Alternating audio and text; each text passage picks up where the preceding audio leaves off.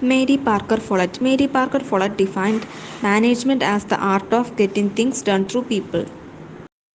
മാരി Parker ഫോളറ്റിനെ പൊതുവെ classical അപ്രോച്ചിൻ്റെയും ബിഹേവിയർ ഹ്യൂമൻ റിലേഷൻ അപ്രോച്ചിൻ്റെയും ഇടയിലുള്ള ഒരു ബ്രിഡ്ജായിട്ടാണ് കണക്കാക്കുന്നത്. ഓർഗനൈസേഷൻ ഒരു സോഷ്യൽ സിസ്റ്റമായിട്ടും അഡ്മിനിസ്ട്രേഷൻ ഒരു സോഷ്യൽ പ്രോസസ്സുമായിട്ടാണ് കണക്കാക്കുന്നത്. അതുപോലെ തന്നെ മാനേജ്മെൻറ്റിൻ്റെയും അഡ്മിനിസ്ട്രേഷൻ്റെയും sociological and psychological dimensions highlight ചെയ്യുന്നുണ്ട്. അതുപോലെ ഓർഗനൈസേഷൻ്റെ ഹ്യൂമൻ ഡയമെൻഷൻസും ഓർഗനൈസേഷൻ്റെ സിറ്റുവേഷണൽ ഫാക്ടേഴ്സും, അതായത് ഒരു ഓർഗനൈസേഷൻ ബിഹേവ് ചെയ്യുന്നത് ഒരു സിറ്റുവേഷണൽ ഫാക്ടേഴ്സിന് അനുസരിച്ചായിരിക്കും. ഈ കാര്യങ്ങളും അവർ ഹൈലൈറ്റ് ചെയ്തിട്ടുണ്ട്. ഒരു ക്ലാസിക്കൽ തിങ്കർ എന്ന നിലയിൽ അവർ ബിലീവ് ചെയ്യുന്നത് അവരുടെ principles of organisation, universality of principles of ഓർഗനൈസേഷന് എല്ലായിടത്തും അപ്ലൈ ചെയ്യാൻ പറ്റുമെന്നാണ്. അതുപോലെ തന്നെ ഒരു ബിഹേവിയറൽ ഹ്യൂമൻ റാഷണലിസ്റ്റ് എന്ന നിലയിലും അവർ ഓർഗനൈസേഷൻ്റെ സോഷ്യോ സൈക്കോളജിക്കൽ ആസ്പെക്ട്സിൻ്റെ ഇമ്പോർട്ടൻസ് എത്രത്തോളാണെന്ന് എംഫസൈസ് ചെയ്തിട്ടുണ്ട്. അവർ അഡ്മിനിസ്ട്രേഷൻ്റെ ക്ലാസിക്കൽ തിയറിനെ ക്രിട്ടിസൈസ് ചെയ്തിട്ടുണ്ട്. ഇനി പറയുന്നത് various concepts and principles discussed by Mary Parker Follett. 5 principles ആണ് പറയുന്നത്. Leadership, conflict and integration, order, coordination, power, authority and control. ഇങ്ങനെ 5 പോയിന്റ്സ് ആണ് പറയുന്നത്. ലീഡർഷിപ്പ്. ഫോളറ്റ് പറയുന്നത് ലീഡർ എന്ന് പറഞ്ഞാൽ ഓർഗനൈസേഷൻ്റെ ഹെഡ് ഓഫ് ഡിപ്പാർട്ട്മെൻറ്റോ പ്രസിഡൻറ്റോ ഒന്നുമല്ല. ഒരു ലീഡർ എന്ന് പറഞ്ഞാൽ അവർക്ക് എല്ലാ സിറ്റുവേഷനും നോക്കി കാണാനും അത് പിന്നെ ഓരോ പർപ്പസും പോളിസിയായിട്ട് റിലേറ്റഡ് ആണോ എന്ന് നോക്കി കാണാനൊക്കെ പറ്റും. അതുപോലെ ഒരു സിറ്റുവേഷനിൽ നിന്ന് മറ്റൊരു സിറ്റുവേഷനിലേക്ക് എങ്ങനെ നമുക്ക് പാസ് ചെയ്യാൻ പറ്റും എന്നൊക്കെയാണ് ഒരു ലീഡറിന് മനസ്സിലാവുക. അല്ലാതെ ഹെഡ് ഓഫ് ഡിപ്പാർട്ട്മെൻറ്റ് അല്ലെങ്കിൽ പ്രസിഡൻറ്റ് ഒന്നുമല്ല ലീഡർ എന്നാണ് ഫോളറ്റ് പറയുന്നത്. Types of leadership. അതിൽ ഫസ്റ്റത്തത് leadership of position. The leader holds a position of formal authority. പിന്നെ പറയുന്നത് ലീഡർഷിപ്പ് ഓഫ് പേഴ്സണാലിറ്റി. ഒരു ലീഡറിൻ്റെ ഉള്ളിൽ തന്നെ പേഴ്സണൽ ക്വാളിറ്റീസ് ഉണ്ടായിരിക്കും എന്നാണ് പറയുന്നത്. പിന്നെ ലീഡർഷിപ്പ് ഓഫ് ഫങ്ഷന്. ലീഡറിന് പേഴ്സണാലിറ്റിയും പൊസിഷനും ഉണ്ടായിരിക്കും. അത്തരത്തിലുള്ള ലീഡേഴ്സിൻ്റെ ടൈപ്പാണ് ലീഡർഷിപ്പ് ഓഫ് ഫങ്ഷൻ എന്ന് പറയുന്നത്. അതുപോലെ അത് ഫങ്ഷൻസ് ഓഫ് ലീഡർഷിപ്പ്.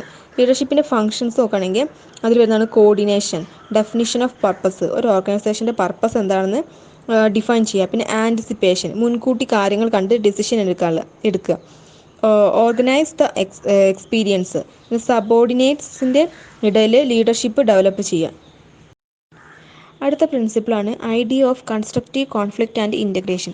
കോൺഫ്ലിക്റ്റ് എന്ന് വെച്ചാൽ ശരിക്കും ഒരു കലഹമല്ല, മറിച്ച് ഓർഗനൈസേഷനിലെ ഡിഫറെൻറ്റ് കാറ്റഗറീസ് ഓഫ് പീപ്പിൾസിൻ്റെ ഇടയിൽ ഉണ്ടാകുന്ന ഡിഫറെൻറ്റ് ഒപ്പീനിയൻസ് ആണ്. ഒരു നോർമൽ പ്രോസസ്സ് എന്ന രീതിയിൽ മാത്രമേ കോൺഫ്ലിക്ട്സ് ഉണ്ടാവാൻ പാടുള്ളൂ. അത് നമ്മൾ ഒരു കൺസ്ട്രക്റ്റീവ് വേസിൽ ഹാൻഡിൽ ചെയ്യുകയും വേണം. ഈ കോൺഫ്ലിക്ട്സ് സോൾവ് ചെയ്യാനുള്ള 3 വേസ് പറയുന്നുണ്ട്. ഒന്നാണ് ഡൊമിനേഷന്. Domination means victory of one side over the other side. ഒരു സൈഡ് ഇവിടെ പറഞ്ഞു ജയിക്കും. അടുത്താണ് കോംപ്രമൈസ്. കോംപ്രമൈസ് എന്ന് പറഞ്ഞാൽ 2 സൈഡും പറഞ്ഞു തീർത്ത് അവരത് സോൾവ് ചെയ്യും. 2 സൈഡും ഇവിടെ വിട്ടുകൊടുക്കുകയാണ് ചെയ്യുന്നത്. പിന്നുള്ളതാണ് ഇൻ്റഗ്രേഷന്. ഇൻ്റഗ്രേഷൻ എന്ന് പറഞ്ഞാൽ 2 സൈഡിൻ്റെയും നീഡ്സ് സാറ്റിസ്ഫൈ ചെയ്യുന്ന രീതിയിൽ ഒരു പുതിയ സൊല്യൂഷൻ കണ്ടെത്തുക. ഇൻ്റഗ്രേറ്റ് അച്ചീവ് ചെയ്യാൻ ഫോളറ്റ് കുറച്ച് സ്റ്റെപ്സ് പറയുന്നുണ്ട്. 2 പേരും ആക്ച്വൽ നീഡ്സ് റെക്കഗ്നൈസ് ചെയ്യുക ആദ്യം, എന്നിട്ട് അതിൻ്റെ ഡിഫറൻസസ് നോക്കുക. പിന്നെ മൊത്തത്തിലുള്ള ഡിമാൻഡിനെ വ്യത്യസ്ത പാർട്ടാക്കി ബ്രേക്ക് ചെയ്യുക. പാർട്ടാക്കിയിട്ട് 2 പേർക്കും പ്രവർത്തിക്കാൻ പറ്റുന്ന രീതിയിൽ ഡിമാൻഡിനെ ബ്രേക്ക് ചെയ്യാം. പിന്നെ പറയുന്നത് അതർ സൈഡിൻ്റെ റെസ്പോൺസസ് പ്രിപ്പയർ ചെയ്യാം. അടുത്ത പ്രിൻസിപ്പിളാണ് ഓർഡർ. ഒരു ഓർഗനൈസേഷന് ഓർഡർ കൊടുക്കുന്നത് ഫോളറ്റ് ആക്സെപ്റ്റ് ചെയ്തിട്ടുണ്ട്. ഓർഡേഴ്സ് നൽകുന്ന സ്റ്റെപ്സ്. ഒന്നാമത്തത് എ കോൺഷ്യസ് ആറ്റിറ്റ്യൂഡ്. എന്താണ് പ്രിൻസിപ്പിൾസ് എന്ന് റിയലൈസ് ചെയ്യുക. അങ്ങനെയാകുമ്പോൾ ഏത് ആക്ടിവിറ്റീസും ചെയ്യാൻ വേണ്ടി പറ്റും, ഏത് കാര്യവും ചെയ്യാൻ വേണ്ടി പറ്റും. പിന്നെ പറഞ്ഞാണ് എ റെസ്പോൺസിബിൾ ആറ്റിറ്റ്യൂഡ്. ഏത് പ്രിൻസിപ്പിളാണ് ചെയ്യേണ്ടതെന്ന് തീരുമാനിക്കാം. പിന്നെ an experimental attitude. An experimental attitude എന്ന് പറഞ്ഞാൽ ഇന്നോവേഷൻസ് കൊണ്ടുവരിക, ക്രിയേറ്റിവിറ്റി കൊണ്ടുവരിക എന്നതൊക്കെയാണ്. പിന്നെ result attitude, maintaining the data the orders namely. അടുത്ത പ്രിൻസിപ്പിളാണ് power, authority and control. Power എന്ന് പറഞ്ഞാൽ ഒരു എബിലിറ്റി, ഒരു കാര്യം സംഭവിപ്പിക്കാനുള്ള ഒരു എബിലിറ്റി. അതുപോലെ ഒരു കാഷ്വൽ ഏജൻ്റ് ആവാനുള്ള എബിലിറ്റി, അതുപോലെ ചേഞ്ച് കൊണ്ടുവരാനുള്ള ഒരു കഴിവ്. ഇതിനൊക്കെയാണ് പവർ എന്ന് പറയുന്നത്. പിന്നെ പറഞ്ഞതാണ് അതോറിറ്റി. അതോറിറ്റി എന്ന് പറഞ്ഞാൽ ഫങ്ഷണൽ ആയിരിക്കണം. ഫങ്ഷണൽ അതോറിറ്റി മുന്നോട്ട് പോകുന്നത് റെസ്പോൺസിബിലിറ്റിൻ്റെ കൂടെയാണ്. അതുപോലെ അവർ ഫങ്ഷണൽ അതോറിറ്റി, ക്യുമുലേറ്റീവ് അതോറിറ്റി ഇതിനൊക്കെ പക്ഷം പിടിച്ച് പറഞ്ഞിട്ടുണ്ട്. ഫൈനൽ അതോറിറ്റിയെ റിജക്റ്റ് ചെയ്തിട്ടാണ് മേരി പാർക്കർ പറഞ്ഞിട്ടുള്ളത്. റെസ്പോൺസിബിലിറ്റി. അതോറിറ്റിനെ പോലെ തന്നെ ഓർഗനൈസേഷനിലെ ഫങ്ഷൻ്റെയും സിറ്റുവേഷൻ്റെയും ആട്രിബ്യൂട്ട്സ് ആണ് റെസ്പോൺസിബിലിറ്റി. അതായത് ഓർഗനൈസേഷൻ്റെ ഫങ്ഷൻസും സിറ്റുവേഷൻസും അനുസരിച്ച് നമ്മൾ റെസ്പോൺസിബിൾ ആകുക. Functional responsibility, cumulative responsibility, group responsibility, ഇതിനൊക്കെ പക്ഷം പിടിച്ചാണ് പറഞ്ഞിട്ടുള്ളത്. എന്നാൽ ഫൈനൽ റെസ്പോൺസിബിലിറ്റിയെ റിജക്റ്റ് ചെയ്യുകയാണ് ചെയ്തിട്ടുള്ളത്. ലാസ്റ്റ് പ്രിൻസിപ്പിളാണ് കോർഡിനേഷന്. സെൽഫ് അഡ്ജസ്റ്റിംഗ് നടക്കൽ കോർഡിനേഷനിലൂടെ മാത്രമാണ്. ഇതിൽ 4 പ്രിൻസിപ്പിൾസ് പറയുന്നുണ്ട്. ആരാണ് ഉത്തരവാദി? ആ റെസ്പോൺസിബിൾ പേഴ്സണെ ഡയറക്റ്റ് കോൺടാക്ട് ചെയ്തിട്ട് കോർഡിനേഷൻ കൊണ്ടുവരിക. പിന്നെ പോളിസി ഫോം ചെയ്യുമ്പോൾ തന്നെ ഏർലി സ്റ്റേജിൽ തന്നെ കോർഡിനേഷൻ കൊണ്ടുവരിക. പിന്നെ ഒരു സിറ്റുവേഷനിൽ എല്ലാ ഫീച്ചേഴ്സിലും ഉണ്ടാകുന്ന അന്യോന്യമായൊരു ബന്ധമാണ് കോർഡിനേഷൻ എന്നാണ് പറഞ്ഞത്. പിന്നെ കോർഡിനേഷൻ ഒരു കണ്ടിന്യൂയിങ് പ്രോസസ്സാണ്.